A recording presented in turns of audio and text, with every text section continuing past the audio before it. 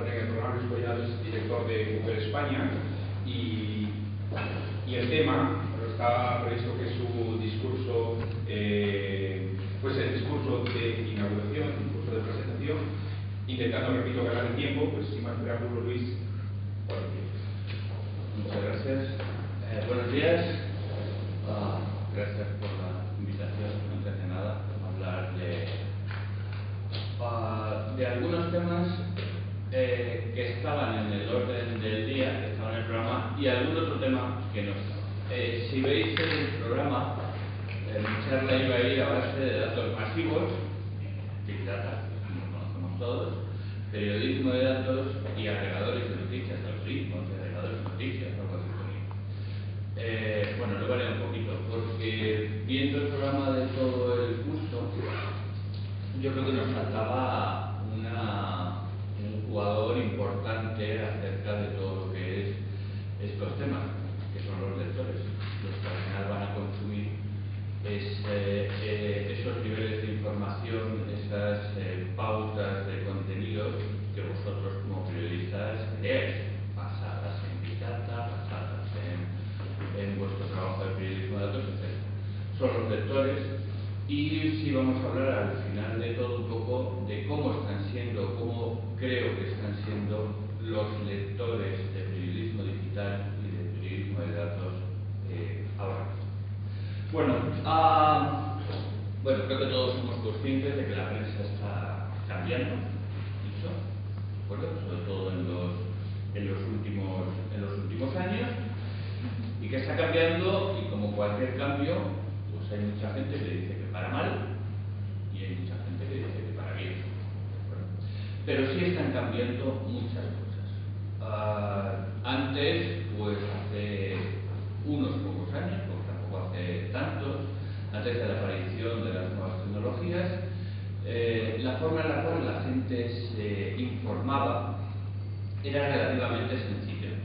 Había unos pocos medios de comunicación que emitían contenidos informativos y que prácticamente todo el mundo que se quería informar consumía esos contenidos informativos. Bueno, la cosa está cambiando un poco, y es que con la aparición de la Internet, de todo esto de las nuevas tecnologías, etc., la gente se informa de forma diferente. Ahora ya hay una proliferación de fuentes de información mucho más grande que la que había hace unos pocos años, y no todo el mundo consume las mismas fuentes. Cada uno consume diferentes fuentes de información, porque las fuentes de información se han multiplicado exponencialmente gracias a las nuevas tecnologías. No solo esto, es que cada uno de los ciudadanos que andan por nuestras calles en algún momento hasta se convierte en un propio periodista, en un propio generador de información. Bueno, volveremos a este tema un poco después. Pero vamos a hablar de cómo esta tecnología lo está cambiando todo en relación a la proliferación de información, a la proliferación de datos y al cambio en el comportamiento de los lectores que estamos viendo. Por supuesto, hay mucha mayor oferta de contenidos, pero también hay una cosa buena como profesionales de este área. Nunca antes se ha consumido tanta información como ahora.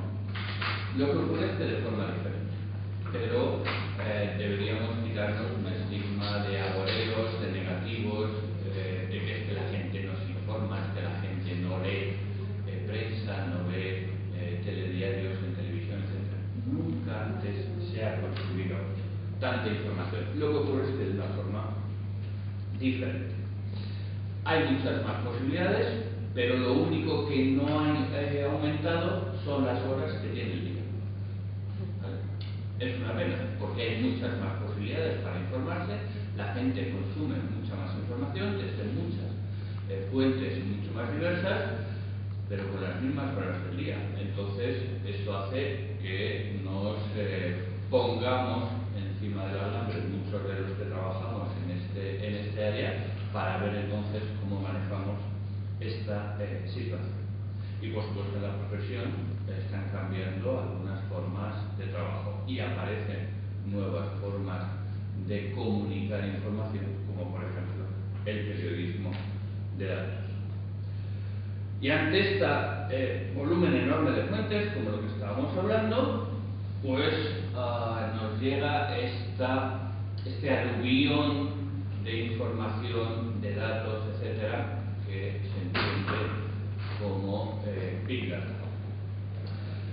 Hace relativamente poco, un escritor y periodista decía esto: la vida es el arte de sacar conclusiones suficientes a partir de datos insuficientes. Lógicamente esto seguramente lo dijo alguien antes de la aparición de Internet, antes de la llegada de esta explosión digital en la que estamos. Bueno, lo dijo un poco antes, lo dijo en el siglo XIX. Si este hombre levantara hoy la cabeza y viera exactamente lo que está ocurriendo, pues hombre, no es que se tuviera que tragar sus palabras, es que seguramente se dedicaría a otra cosa, porque lo que dijo ahora mismo ya no tiene mucho sentido. Bueno, Big Data en sí mismo ya es una noticia. Como veis, está en todos los sitios, ¿no? Tanta información, cómo manejar tanta información, etc. No sé si ha cansado un poco de hablar otra vez de Big Data y de periodismo de datos, incluso y todo esto, ¿no? Si es que ya, igual que este curso, pues a lo largo de los últimos 6 meses, pues yo no sé en cuántas sesiones hemos participado para hablar de lo mismo. A nivel académico, a nivel profesional, a nivel usuario, lector, etc. Si es que ya, no sé, casi empieza hasta aburrir el tema. Pero bueno, dicho esto, vamos a intentar avanzar un poco. Lógicamente, la proliferación de datos masivos viene de una realidad que es la aparición de Internet y lo que Internet está suponiendo a la hora de generación de información. Información es todo, información que se vuelca al mundo digital es cualquier cosa. Por supuesto es un artículo de prensa, pero es que cualquiera de las llamadas de teléfono que hacemos ahora con un teléfono móvil, como este, alguien me debe estar llamando precisamente, está generando información también que suma a todo esto. Información como que cuando ha habido una llamada de teléfono, un registro se genera en la compañía telefónica. Bueno, seguramente si quien me estaba llamando era un operador de telefonía o un comercial de compañía eléctrica, etcétera, antes de yo, justo en el momento de coger la llamada, me dice: esta grabación esta conversación se va a grabar a efectos de que en el futuro estemos todos a salvo de cualquier demanda judicial, más o menos. Y queda otro registro a nivel de información porque la conversación se ha grabado, ¿no? Es decir, hasta una mera llamada de teléfono produce información. Pero es que todo el Internet produce información. Cualquier tweet que enviamos, cualquier foto que subimos a una red social o a una plataforma de alojamientos de fotos, etc. Esto es una página muy conocida, que vosotros conoceréis seguramente, que va contando en tiempo real la información que se genera en Internet. Solo la dejé pasar 60 segundos, como veis ahí, y veis la cantidad de información que se ha generado. Enorme. La pregunta que siempre hacemos cuando intentamos preparar alguna charla de este tipo es: como de índice, ya cada mes se están generando y subiendo a Internet casi 100 exabytes. Exabytes son, pues no sé,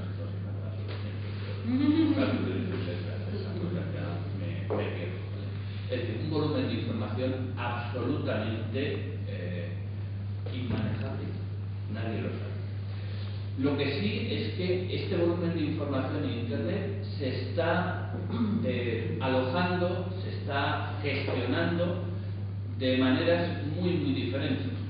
Hasta hace relativamente poco tiempo, toda la información que había en Internet se alojaba en unos cuantos, pocos centros de datos, grandes centros de datos. Google tenía el suyo hace unos años, uno solo, Microsoft tenía otro, Apple podía tener otro, los grandes bancos, las grandes empresas tenían sus propios centros de datos, etc. El alojamiento y la gestión de datos lo que se está es descentralizando.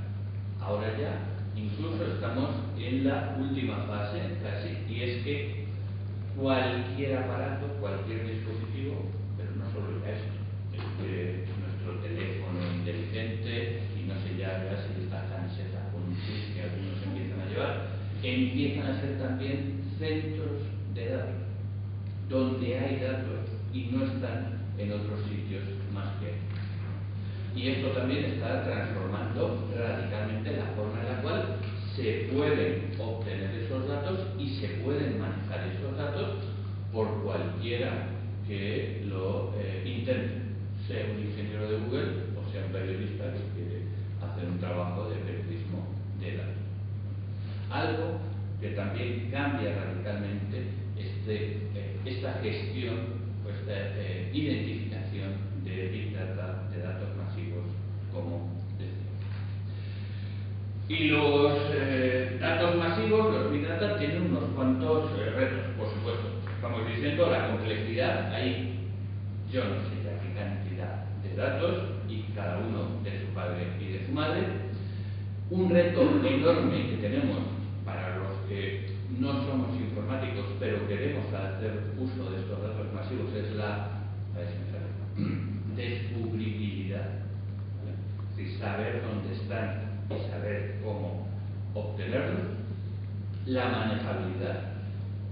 Decimos, estamos hablando de unas dimensiones que se nos escapan totalmente a nuestro conocimiento como personitas que no somos estos grandes informáticos. Por supuesto, la flexibilidad. Hay tantos datos que manejar estos datos, que hacerlos adaptables a nuestra propia realidad es muy difícil, muy difícil. Por supuesto, la potencialidad es que además hay tantas posibilidades a hacer con este volumen enorme de datos que ya existen gracias a la explosión digital, que es que además seguramente, como estamos viendo en los 10 minutos que llevamos hablando, pues seguramente ya se ha multiplicado por 2 o por 3 ese volumen de datos que a lo mejor en un momento dado nos interesa. Y por lo tanto también la clave para cualquiera de nosotros, de vosotros como profesionales en este nuevo campo de periodismo de datos, es la usabilidad, es la forma en la cual podemos hacer amigable el trabajo con estas cantidades inmensas de datos. En Google, por ejemplo, tenemos ese mismo problema, ¿vale? En Google se hacen 50.000 búsquedas por segundo, a los cuales hay que dar resultados a cada una de estas búsquedas. Esos son 4.000 millones de búsquedas al día, 1,3 billones de búsquedas al año. Billones de aquí, es decir, millones de millones. ¿Vale? No hablo en americano, hablo en castellano de todo. 1,3 billones al año. Claro, la única forma en la cual esto se puede manejar es solo a través de máquinas, no a través de personas. Porque es que además cada búsqueda de información, cada pieza de información que se ofrece a alguien como resultado a una búsqueda, genera a su vez muchas más preguntas que hay que tener en cuenta y que el ser humano no puede manejar. No solo es manejar un volumen de información, es que cuando alguien, por ejemplo en Google, pregunta algo, la siguiente pregunta es, por supuesto, saber qué ha ocurrido para dar respuesta a esa pregunta, a quién le ha ocurrido, dónde ha ocurrido, cuándo ha ocurrido, por qué ha ocurrido algo, qué más ha ocurrido o pasa alrededor de esta cosa que se está preguntando, qué es lo que importa o no importa de todo lo que está ocurrido, qué es superfluo y qué no es superfluo, y lo más importante, que nos empezamos todos a plantear ante cualquier cosa que hay en Internet. Esto ha pasado, ¿verdad? Esto es real, puesto en duda. ¿Cómo diferenciamos? ¿Quién diferencia lo que es verdad de lo que es inventado? Y eso, en el trabajo de investigación, en el trabajo de periodismo, es uno de los grandes problemas que cada vez más nos encontramos. Pero que Google, por ejemplo, como buscador, es una de las cosas que más tiene. Y la realidad de todo esto es que la única forma, como decía antes, de manejar esta información, esta cantidad ingente de información, es a través de la matemática, es a través de los algoritmos. De ahí la existencia de buscadores en Internet, de ahí la existencia de clasificadores de la información o portales de información en Internet, o de ahí la existencia de agregadores de información en Internet que además a través de la matemática, es decir, de algoritmos, intentan dar respuestas a estas solicitudes o peticiones de información que la gente hace. Y la primera es, ¿esto es real o esto es inventado? Solo la matemática, solo la algoritmia es capaz de manejar ahora mismo el enorme volumen de información que hay. Por lo tanto, claro, veréis mucha gente que dice que en equipos de trabajo sobre periodismo de datos, por ejemplo, que intentan utilizar en todo o en parte, muy pequeña parte, la información que hay en Internet, tiene que haber matemáticos, informáticos, técnicos, etc. Porque solo a través de la matemática es la única forma de gestionar este tipo de información. Aunque los que lo hacemos a través de la matemática luego tengamos una cierta mala prensa diciendo que es que somos los que dominamos el mundo, controlamos el mundo, sabemos todo de todos vosotros, etcétera, etcétera. Google no lo sabe, la gente que trabaja en Google no lo sabe. Solo la matemática que utiliza Google es la que sabe realmente lo que hay en Internet y lo que la gente que utiliza Internet está haciendo con ello. Solo la matemática. Bien, Big Data ya no sé más que decir, hay muchos manuales por ahí, muchos tratados por ahí que hablan de los datos enormes que hay en Internet. Vamos a ir centrando más en tiro en periodismo de datos, que es otro, es el tema básico de este curso. ¿Vale? Bien, periodismo de datos es un concepto que aparece relativamente hace poco tiempo y solo después de la explosión digital, la explosión de los contenidos en Internet. ¿De acuerdo? Y esto ya lo habéis visto. Paul Krugman parece que es el gran gurú del periodismo de datos. Es el que intenta sintetizar realmente en esta pirámide invertida cómo es el trabajo que supone ese nuevo idea o esa nueva cosa que empezamos a llamar todos periodismo de datos. Y en efecto hay muchas herramientas que favorecen el que los profesionales puedan comenzar a desarrollar tareas de periodismo de datos. Por ejemplo, a la hora de compilar información, herramientas de búsqueda y herramientas que os facilitan tendencias de lo que está ocurriendo en Internet. Bueno, antes se comentaban algunas, yo os comento algunas más de mi compañía de Google, y hay muchas más para todos estos temas. Por ejemplo, el mero buscador de Google. El mero buscador de Google, veis a la izquierda, el buscador cuando Google se crea en el año 98, a la derecha es de la manera que ahora el propio buscador da respuestas solucionador de dudas, es un solucionador de preguntas, ¿vale? Es un respondedor de preguntas. Cuando damos este tipo de charlas, sobre todo a redes, a redacciones de profesionales, de medios que ya están trabajando, siempre les decimos las reglas básicas, pero supongo que todos lo sabéis. Sabéis que si en el buscador se buscan palabras que están entre comillas, se buscan solo exactamente las palabras que están dentro de esas comillas en el orden en el que están.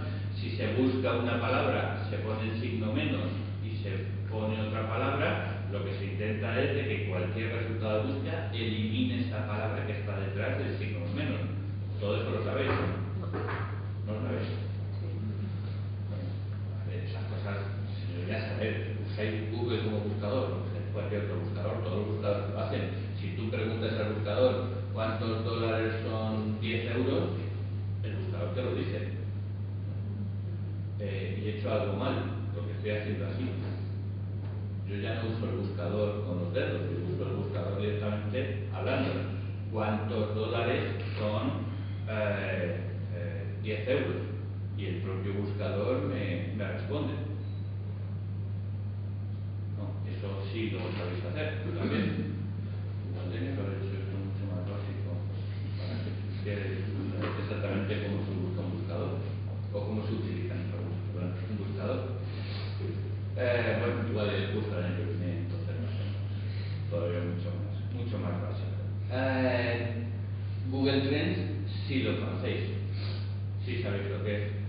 Es la herramienta que más profesionales utilizan para saber lo que está interesando a la gente.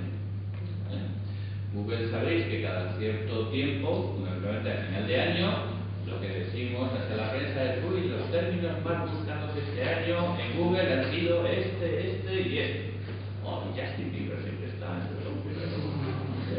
Bueno, pues esto es una herramienta al momento que utilizan muchísimos profesionales para al momento saber qué está buscando la gente y a partir de ahí, por lo tanto, intentar identificar temas que pueden interesar a lectores, ¿de acuerdo?, sobre los que hacer una labor de investigación, una labor de redacción, etc. Una de las cosas que hicimos, por ejemplo, en la compañía, quizá lo tenía que haber puesto como ejemplo, es que 15-20 días antes de las últimas elecciones europeas, nosotros ya sabíamos cuáles iban a ser los partidos que iban a romper totalmente los resultados de esas elecciones. Sabemos de qué partido hablamos, ¿no? Podemos. Bueno, pues lo que veíamos a través de las tendencias de búsqueda en Google es que había 2 o 3 palabras: Podemos, Iglesias, Pablo, Iglesias, Pablo, etc., que de repente empezaron a tener un pico. Pero un pico además que, comparado con el resto de políticos que se presentaban, de partidos políticos que se presentaban en esas elecciones, no seguían la misma tendencia. Y empezamos a decir: aquí está pasando algo. No es que se empiece a hablar, no es que sea algo que algún periodista ha sacado, no, es que la gente, los más de 35 millones de usuarios en España que utilizan Google como buscador, estaban empezando a buscar, se estaba generando un interés que, en efecto, muy pocas semanas después se reflejó en unos resultados de unas elecciones. Igual, gracias a eso, a lo mejor algún profesional de la información hubiera extraído un cierto tiempo antes algún punto de información a tratar que le hubiera colocado en una situación predominante. Perdón, me he enrollado en este tema y se me... Bien, más cosas. Datas. Sabéis, muchas veces cuando buscáis estadísticas tenéis que empezar a buscar estadísticas. Como decíamos antes, no sabemos dónde están las estadísticas, que a veces son ciertas, que a veces son inventadas, etc. Bueno, pues sabéis que Google tiene un producto también que es un recopilatorio de información estadística de fuentes fiables y contrastadas, que se llama google.com/publicdata/directory. Ahí tenéis la mayor parte de las estadísticas oficiales publicadas en los principales países del mundo. Por lo tanto, no hace falta ir a muchos sitios a buscar estadísticas cuando tenéis un repositorio de estadísticas que, como veis ahí en la imagen de la derecha, se pueden manejar y empezar a gestionar desde esta propia página. Pero seguimos compilando información y hablamos ya de los ciudadanos, de los usuarios, de lectores.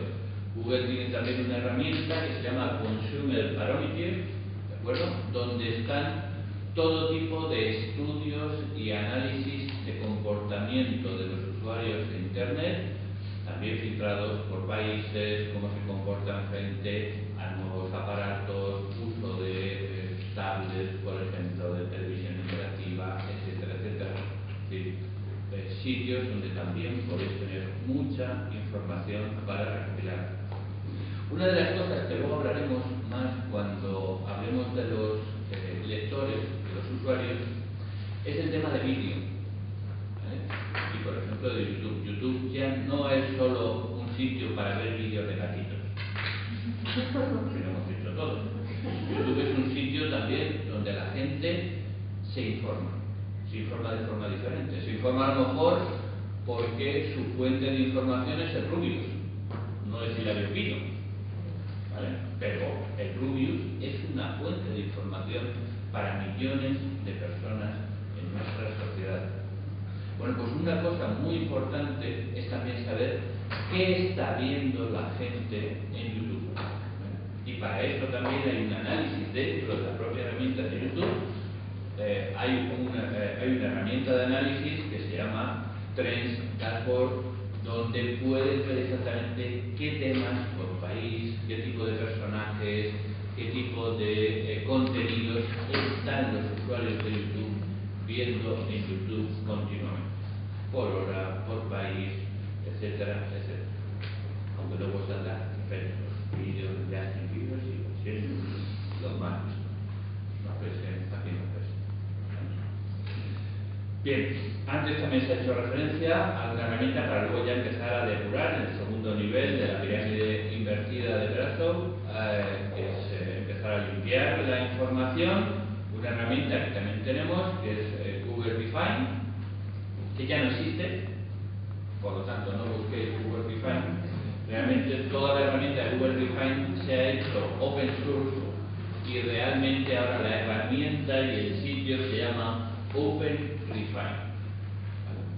Es una herramienta promovida por ingenieros de Google, pero que ahora es código abierto y de utilización por cualquier persona sin tener que hacer ninguna referencia a Google.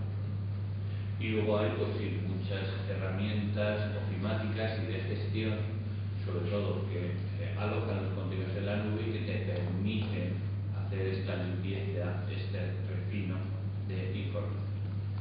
A la hora de, bajando en la pirámide invertida de Bradshaw, bajando al área de contextualizar la información que hemos obtenido y que hemos limpiado, pues tenemos un nuevo problema, y es, como decíamos antes, la proliferación de fuentes de información. Y el gran reto que tenemos, que nadie más que vosotros vais a poder decidir sobre él, que es el definir si una fuente de información es fidedigna, o de prestigio, o de calidad, o no es una fuente de información de prestigio, de calidad. Cada vez más vemos ejemplos dentro del periodismo, de los profesionales del periodismo, que utilizan Internet para obtener información y que esa información es totalmente errónea. Es decir, el punto de partida de un trabajo profesional es una información, utilizando una fuente y una pieza de información errónea. Eso es algo que solo un buen trabajo profesional os va a solucionar. Nunca Internet ni ninguna herramienta de Internet va a tener la autoría moral para decir esto es verídico, esto es veraz, esto es bueno, esto es irreal, esto es falso, esto no es bueno. Solo los profesionales son los que tienen esa responsabilidad en sus manos.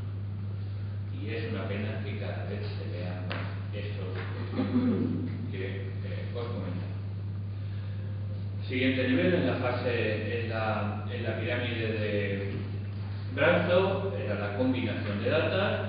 Aquí hay una herramienta que también se ha comentado antes, que se comenta en todos los foros, que son las Fashion Tables de Google, ¿vale? Que os animo también a utilizar, porque ahí podéis añadir todos enormes volúmenes de información y gestionarla, fusionarla, dividirla, segmentarla, etcétera, como queráis.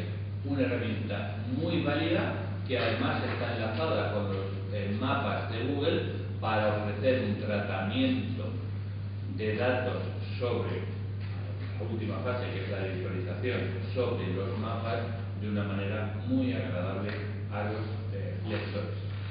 Además también tenéis todas las herramientas, todo esto por supuesto son herramientas gratuitas, las herramientas de infografía, para generar infografía de cualquier tipo también, que es una herramienta que tenéis y que buscáis únicamente Google Charts y podéis tener a vuestra disposición para generar a coste cero, ya digo, cualquier tipo de infografía. Bueno, y como veíamos antes en la exposición anterior, la pirámide invertida de Bradstow se invierte al final, a la hora de comunicar, en una pirámide tradicional, que es la que incluye ese primer concepto que Bradstow empezó a definir, que era el de comunicar todo este trabajo de periodismo de datos que se había hecho siguiendo esa pirámide invertida. Bueno, y aquí es donde hay sobre todo dos temas de los cuales hay que hablar. Es la visualización y no me sale en castellano, no me sale la palabra, engagement. ¿Cómo lo puedo definir vosotros que sois profesionales de las palabras? Compromiso. No, es más vinculación quizás, más que compromiso.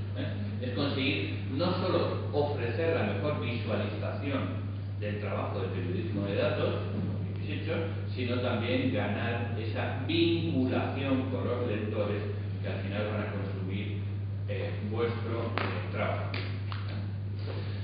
Y por lo tanto vamos a entrar en el ámbito de los lectores. Pero antes, también para resumir, que hay muchas teorías por ahí, que son las famosas Vs, que en principio eran 3 Vs en las cuales se ha de basar cualquier trabajo de periodismo de datos. Y que a mí con las 3 Vs tradicionales, que son las primeras, ¿vale? Manejar el volumen, la variedad y la velocidad de generación de datos, a mí se me quedan cortas.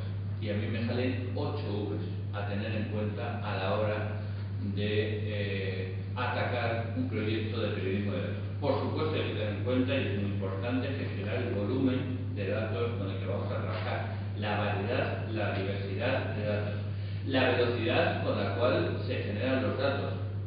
Nos ocurre muchas veces que vemos trabajos de periodismo de datos no actualizados porque cuando se publican ya se han quedado obsoletos dado la velocidad a la cual se generan nuevos datos.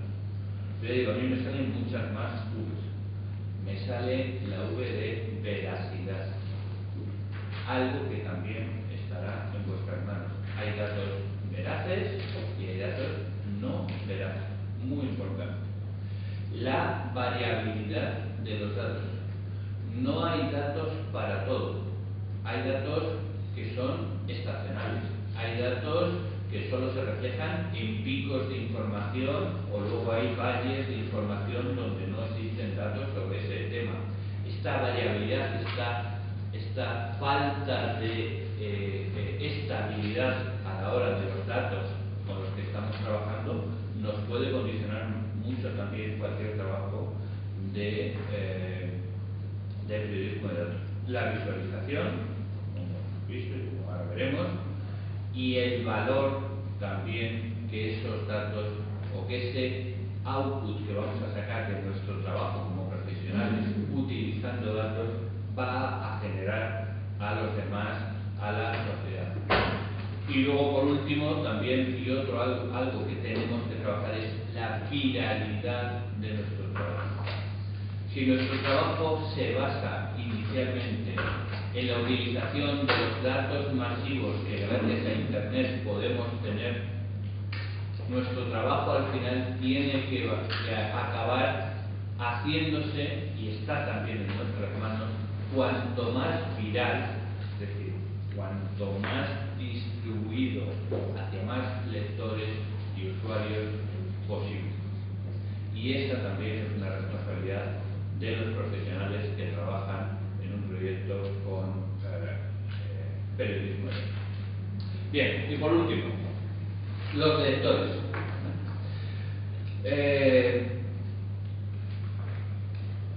Yo no soy periodista, ¿de acuerdo? Yo trabajo con periodistas, pero bueno, también tengo que trabajar con abogados y fiscales. No es lo peor de mi trabajo. Pero fundamentalmente trabajo con usuarios de Internet, con la gente que está haciendo cosas en Internet. Entonces hay algunas cosas que percibimos que deberían ser muy importantes a tener en cuenta por cualquier profesional que está trabajando con periodismo de datos, y es qué hacen los lectores, qué quieren los lectores, qué piensan los lectores, cómo actúan los lectores. Y ante esto, pues vuelvo a decir también una cita de una persona bastante reconocida, o no, entendiendo, que dijo hace un cierto tiempo, y era que un periódico consta siempre del mismo número de páginas, haya noticias que no haya noticias. Si un día no hay noticias, yo no he visto nunca El País con 16 páginas en un solo día, nunca lo he visto. Siempre tiene las mismas páginas. Claro, hay que rellenar. No hay noticias, pues hay que crearlas, ¿no? Y para eso, gracias a Dios, está el periodismo de datos. Lo bueno es que esto se dijo en el siglo XVIII. Y sigue ocurriendo. ¿Eh? Y sigue ocurriendo. Y sigue igual, en efecto, ¿no? En el siglo XVIII. Y estamos en lo mismo. Gracias a Dios, una de las formas para llenar estas páginas es el periodismo de datos. Pero claro, el periodismo de datos lo que tiene que hacer es interesante, atractivo para los lectores, esos usuarios de información a los que va dirigido nuestro trabajo. Esos 3.000 millones de personas que ya son usuarios habituales de Internet en nuestro mundo. Esos usuarios de Internet que es que no cojo el metro y no puedo usar una foto del metro en Madrid, pero que en Madrid más o menos la gente va así también en el metro. Ya la gente no va con un periódico en papel, bueno, creo que el 20 minutos todavía se sigue entregando en algunas entradas del metro, cada vez menos. No sé si después de la última adquisición pues se quedará mucho. La gente no va con libros en papel en el metro, la gente cada vez más en el metro va así. Y estos son nuestros lectores de información. Estos que hace unos cuantos años, pues todo el mundo iba con su libro o con su periódico en la mano. Bien, y como decíamos al principio, el reto que tenemos es que hay un enorme volumen de información ahora, se consume mucha más información que nunca en la historia, pero no solo es que el día tiene 24 horas, es que encima tenemos menos tiempo para dedicar al consumo de información, como ahora veremos. Por lo tanto, los lectores hay que pensar que tienen muchos más datos que antes, tienen muchas más fuentes de información que antes, y ese es un enorme reto para cualquier profesional que se quiere dirigir a ellos. Pero es que además los lectores en el día de hoy son impacientes, ya no quieren esperar a que alguien les ofrezca información, es que la están buscando continuamente. Es que yo no sé cuántas veces he consultado mi teléfono desde que me he levantado esta mañana a ver cómo estaba yendo la bolsa después del tema de Grecia y del referéndum para el próximo fin de semana. ¿Iba a esperar yo a mañana a ir al kiosco a las 8 de la mañana a comprar el periódico? Pero sí que me comen los nervios. No porque tenga dinero, sino por un tema de estar informativo, de estar informado, ¿vale? Pero es así, es decir, la gente es impaciente, no puede esperar como antes esperábamos a el telediario de las 9 de la noche o a comprar el periódico a la mañana del día siguiente. Es que ahora ya sale el periódico en papel papel por la mañana y es que ya está obsoleto. No es que esté obsoleto desde el punto de vista de información, que es perfectamente válida, aunque seguramente habrán pasado cosas nuevas. Es que sobre todo para el lector está obsoleto porque en las horas desde que salió la anterior edición de ese periódico han pasado muchas cosas y el lector ha ido buscando esa información porque es muy importante. Además, ahora los lectores, igual que hemos tenido nosotros siempre, no solo de niños, sino también en la universidad, la ley del mínimo esfuerzo, que es la ley que siempre nos ha regido, pues ahora los lectores son exactamente igual. Quieren estar informados, son impacientes para recibir la última información, pero además con el mínimo esfuerzo. Como mucho, están dispuestos a mover un dedo. Ya está. Nada más. Rige la ley del mínimo esfuerzo. Si le complicamos mucho a los lectores la forma en la cual pueden acceder a la información, a esos lectores les perdemos. Impera muchísimo la ley del mínimo esfuerzo, incluso entre lectores alumnos. Y además, como decía, hay mucha más competencia. Mucha más competencia no solo para vosotros como profesionales, muchas más fuentes de información, etc. No solo para los lectores que tienen muchas más fuentes de información, es que hay otro tipo de competencia. Es que el tiempo que la gente dedica a informarse, decíamos antes, el día solo tiene 24 horas y al principio decimos, es que hay más información por menos tiempo. Es que la gente tiene que dedicar en esas 24 horas, dedica tiempo a muchas más cosas que antes no hacía. Por ejemplo, la competencia ahora ya no es otras fuentes de información, otros periodistas que hacen lo mismo, etc. Es que ahora la competencia es a ver el WhatsApp, a ver mi Twitter o mi Facebook, ¿qué ocurre? A ver si consigo pasar un nivel en Candy Crush. Esa es la competencia a la que me refiero. El día tiene 24 horas, pero la gente hace muchas más cosas gracias a todos los aparatos que tiene a su disposición. Por lo tanto, dedica menos tiempo a informarse. Y por lo tanto, como dedica menos tiempo a informarse, quiere cosas inmediatas, sociales, claro, donde compartimos hasta nuestros más íntimos secretos. Pero hablando de información, exactamente igual. Si a mí me interesa un artículo, lo primero que hago, ¿qué es después de leerlo? A lo mejor opinar. Y si es que todavía me da vergüenza opinar, pues copiar el enlace y compartirlo a través de Twitter, a través de Facebook, a través de cualquier medio social. Bueno, es una necesidad innata del lector digital el compartir lo que le gusta o el compartir, que todavía puede ser mucho más peligroso, aquello que no le gusta, porque hay hecho de mamma mía, como alguien que se llama profesional puede escribir esto. Fijaros, amigos míos y seguidores míos, lo que dice este indocumentado sobre este tema. Pero comparte en todo caso. Y además, el lector se está banalizando. Me explico. Podéis ver los medios más sesudos, sus ediciones en internet, y todos, porque ya todos tienen esa sección, las 10 noticias más vistas. ¿Y qué aparece en las 10 noticias más vistas? La reseña del Consejo de Ministros, el análisis del último debate político, o que han encontrado los calzoncillos de Justin Bieber en su apartamento la noche pasada sucio. Es decir, las noticias más banales son las que aparecen siempre en estos rankings de los artículos de las noticias más vistas. Lo queramos o no, es así. La gente lee lo más insustancial o lo más banal. Y ya digo, lo veis, es curiosísimo, por ejemplo, no sé, como por ejemplo la edición online del ABC, pues tiene la barra central de noticias, ¿lo veis? Que está dedicada a este tipo de noticias más light, digamos.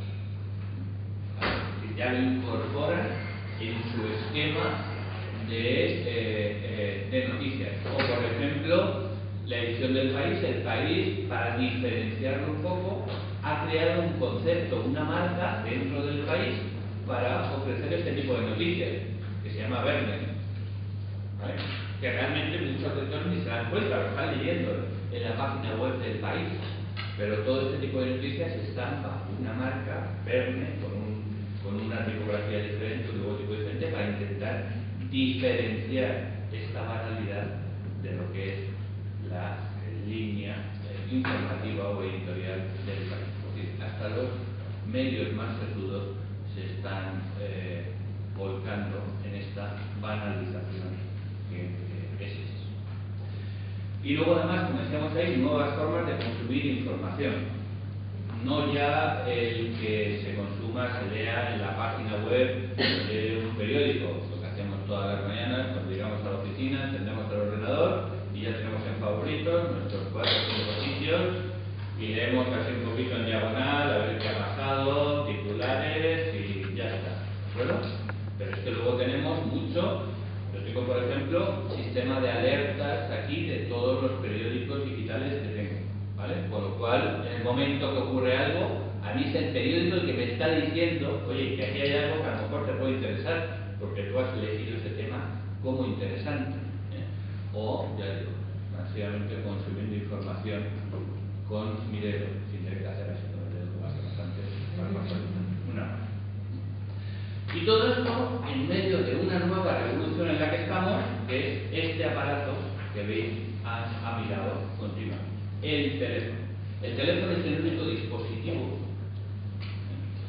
que ha conseguido una cosa, y es que esté con nosotros las 24 horas del día. Eso nunca lo ha conseguido un periódico en papel, nunca lo ha conseguido la televisión, nunca lo ha conseguido la radio, nunca lo ha conseguido el ordenador, solo lo ha conseguido el teléfono. Es que nos vamos a dormir y nos llevamos el teléfono y lo ponemos debajo de la almohada para que no se escape por la noche, por si acaso. Es el único aparato que está con nosotros. Y además esto ha supuesto que encima, en cada momento, o sea, el teléfono siempre, pero además, en cada momento, pues tengamos muchas pantallas. Yo estoy leyendo información aquí en mi ordenador, cuando llego a la oficina por la mañana, pero luego tengo mi tablet cuando me tumbo en el sofá de casa, tengo el teléfono que siempre va conmigo a cualquier sitio también como fuente de información, pero ha creado un efecto multipantalla que hay que tener muy en cuenta, porque los lectores están usando muchas pantallas de muchos tamaños diferentes para informar. Y lo que funciona en una pantalla, como veíamos hasta ahora, de televisión de 42 pulgadas, a lo mejor no funciona en una pantalla de 15 pulgadas de ordenador y mucho menos no funciona en una pantalla de 4 o 5 pulgadas como el teléfono. Por lo tanto, en esta situación, cualquier trabajo con este problema, entre comillas, que tenemos de nuevo comportamiento de los lectores, pues nuestros retos son hacerse ver en todo este océano de contenidos, trabajar este efecto multipantalla, y la primera pregunta que nos tenemos que hacer es, ¿son los mismos lectores los que usan una u otra pantalla? ¿Tenemos que ofrecer los mismos contenidos en cada tipo de pantalla o hay que adaptar los contenidos, la profundidad, el tratamiento, etcétera, para cada tipo de pantalla, porque el tipo de consumo de información es diferente? Tenemos que trabajar con un reto, el equilibrio entre calidad de la información y banalidad, como comentábamos antes. También se comentaba en la exposición anterior, muy importante, saber la analítica, saber quién me está leyendo, cuándo me está leyendo, cómo me está leyendo, etc. Y eso en digital es muy fácil de obtener, pero da una información muy importante para corregir o redirigir nuestro trabajo como profesionales. Trabajar también en la retención de los lectores. Si los lectores son tan infieles, mi reto no solo es darles información de calidad, sino que mi reto es que me vuelvan a leer a mí o a mi medio la siguiente vez que se quieran informar. Y por último, y también muy importante, hacer sostenible nuestro trabajo profesional. Hemos nuestro trabajo profesional tiene que hacer ganar dinero o a nosotros o a nuestras empresas y por lo tanto hacer nuestro trabajo perdurable en el tiempo. Y bueno, más o menos esto es lo que tengo que decir. Fundamentalmente entender el cambio de comportamiento de los lectores. A partir de ahí, de periodismo de datos, pues es que vais a ver ejemplos, a lo largo son muchísimos, los habéis visto antes. Gracias a las últimas elecciones municipales ha habido una profusión de tratamiento visual de la información impresionante. Bueno, esto era periodismo de datos también, pero hace unos 4 siglos. El español, incluso el nuevo medio, ya ha hecho un tratamiento visual muy interesante de los últimos datos de las elecciones municipales de mayo. También lo que hizo Radio Televisión Española, El País, El Confidencial ha hecho cosas también muy curiosas, por ejemplo, con las elecciones de datos. Este es un ejemplo que para mí es bastante paradigmático. La Vanguardia ha creado un área específica que llama Bank Data para exclusivamente enfocada en periodismo de datos y cada vez está ofreciendo cosas más interesantes donde favorece mucho la interacción, la aportación de los lectores, etc. Y ya hay, por tanto, periódicos tradicionales que están muy enfocados en periodismo de datos, no en momentos puntuales, sino en momentos continuos a lo largo del tiempo. Este, por ejemplo, es un proyecto que ha hecho el Diario Sur de Vocento, un análisis de los comportamientos alimenticios de los españoles, que ganó además un hackathon de periodismo digital que se hizo recientemente aquí en Madrid. Tratamiento visual del efecto del último tifón Yolanda en el sudeste asiático. Que hay muchos ejemplos de periodismo de datos muy interesantes. O sea, si ya vamos a internacional, pues ya, como decíamos antes, The Guardian es un referente, New York Times es un referente, la BBC es un enorme referente también, utilizando muchas herramientas que facilitan la simplicidad, sobre todo para los usuarios, después de un trabajo muy complejo de los profesionales para consumir información a través de todas estas nuevas tecnologías. Si queréis algo más de información de todo tipo de herramientas y cómo se pueden utilizar y ejemplos internacionales, en esta página web que Google acaba de lanzar, que es en NewsLab, tenéis todo tipo de herramientas, incluso de programas informativos y de cursos online que se pueden seguir para mejorar el uso de herramientas que Google pone a disposición de los profesionales de la información para que las integréis en vuestro trabajo y por lo tanto facilitéis vuestros contenidos informativos a los lectores, a los usuarios, a los oyentes, a los televidentes de una mejor y más interesante forma. Me enrollé. Lo siento. Igual que yo de tiempo no he controlado el tiempo, pero gracias por vuestra atención. Habéis avanzado perfectamente sin necesitar todo el tiempo y abierto a preguntas, dudas, críticas, sugerencias, tomatazos, alabanzas, todo aquello que queráis preguntar.